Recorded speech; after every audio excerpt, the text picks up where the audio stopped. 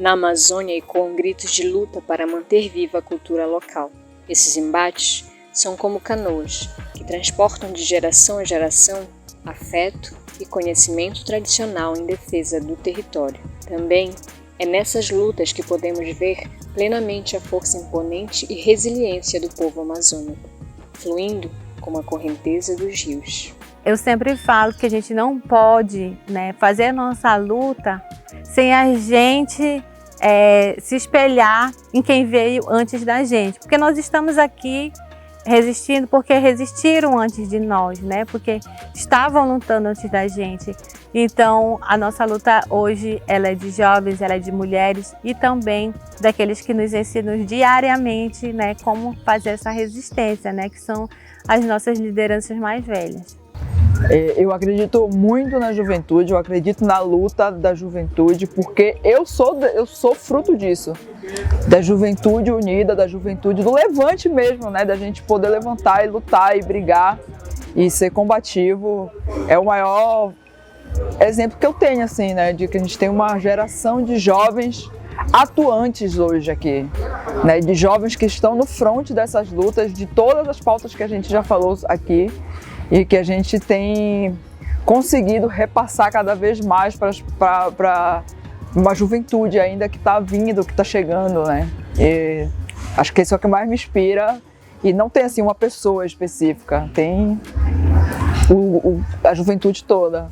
Nos foi colocada a ideia de que a sociedade brasileira é apática e passiva frente aos problemas sociais que a ela afeta, e que é relutante quando o assunto é política. A verdade é que essa é uma percepção estrategicamente criada para enfraquecer os movimentos sociais de base que, frequentemente, são liderados por vozes periféricas e marginalizadas politicamente. Então, são lutas super importantes. A gente vive sim num território desafiador, mas que é um território em que as organizações da sociedade civil elas se movimentam e estão articuladas entre si, buscando a melhoria do bem comum dentro do território, tentando fazer um processo aí conjunto de incidência política, visando a melhoria em geral das problemáticas sociais, a vulnerabilidade social que a gente enfrenta aqui no município de Melgaço. Bom, muitas vezes a gente fala muito da luta das pessoas que estão no campo, das pessoas que estão na beira do rio, das pessoas que estão ali num contexto mais rural, mais ali mesmo em contato com a natureza. E poucas vezes a gente fala das pessoas que estão aqui na cidade, das pessoas que fazem essa luta dentro desse espaço urbano, que também é tão importante quanto essas pessoas que estão ali no território, que estão ali naquele outro contexto. E trazendo essa luta dentro da cidade, mas não é uma luta que luta só pela cidade, que luta pelo bem comum, a gente tem movimentos sociais, bastante movimentos aqui dentro da cidade que fazem essa luta, que ajudam na luta de outras pessoas, de outros movimentos. Então aqui nesse contexto mais de Santarém a gente tem bastante movimentos mesmo, que lutam pelo rio, que lutam pela questão da educação, que é também importante dentro desse contexto de luta, que lutam por pessoas que estão sendo impactadas pela mineração, que lutam por pessoas que estão sendo impactadas pelo agronegócio, que lutam pelos povos indígenas, mas no caso são os povos indígenas que fazem essa movimentação também dentro da cidade. Também a população quilombola também faz essa luta dentro da cidade. Então existe toda uma dinâmica de movimentos sociais aqui dentro do nosso território, dentro de Santarém, que fazem esse enfrentamento. É um movimento organizado e é uma luta também que muitas vezes é necessária ser feita em conjunto.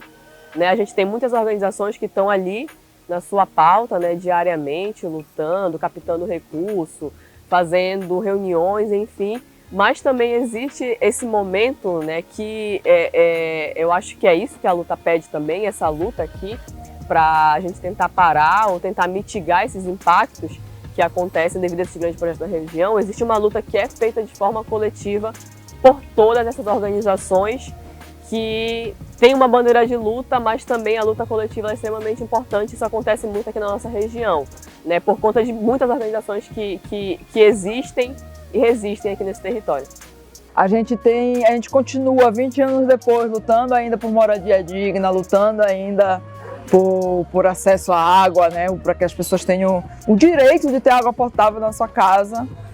Que mais de 100 anos de território e as pessoas a gente ainda está lutando pela mesma coisa. Eu fico muito incrédula ainda com isso, né? Que parece que o que eu fiz há 20 anos atrás a gente continua fazendo hoje. E quando eu digo a gente é porque eu nunca estou só. Eu não consigo fazer uma luta dessa sozinha, eu tenho que fazer essa luta sempre em coletivo, porque a luta ela é coletiva. Né? Então a gente se junta com o povo que está organizado, com a população que está mais organizada, está ali na batalha, está aí no fronte diariamente, né? E a gente está sempre ali, brigando com o poder público, cobrando, exigindo, denunciando. E a gente, sempre que pode, a gente está fazendo isso porque a gente quer ver o nosso território seguir em frente e seguir tendo dignidade. A gente está precisando, a gente está falando de acesso, dignidade, né? Do que é básico para viver, para a pessoa viver dentro do seu território. E sem que eles sejam remanejados, sem que essa população seja remanejada, sem que essa cultura se perca, sem que essa relação com o bairro seja perdida, né?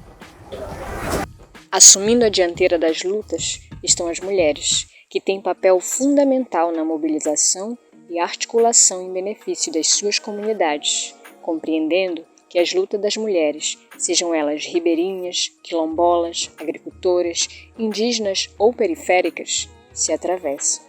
E a mulher ela se articula né, em grupos, em redes com outras mulheres para encontrar estratégias de defender o território, seja na mobilização local, seja também na mobilização entre municípios. Então, isso é muito importante de ressaltar a importância que a mulher tem, esse papel que ela tem né, na defesa do território, sempre buscando oportunidades, espaços de formação, de capacitação e levando isso de volta para suas comunidades. As mulheres na Amazônia elas estão espalhadas por coletivos, grupos que se formam uma grande rede né, de defesa. Isso é muito importante também de se trazer. As mulheres, assim, em todos os territórios, eu acho que aqui das comunidades quilombolas de Salvaterra, elas são a maioria das lideranças. Se você fizer uma reunião, 90% são mulheres. Então a gente já percebe a preocupação, o cuidado que elas têm em garantir né, a proteção do seu território, garantir que esse território seja titularizado.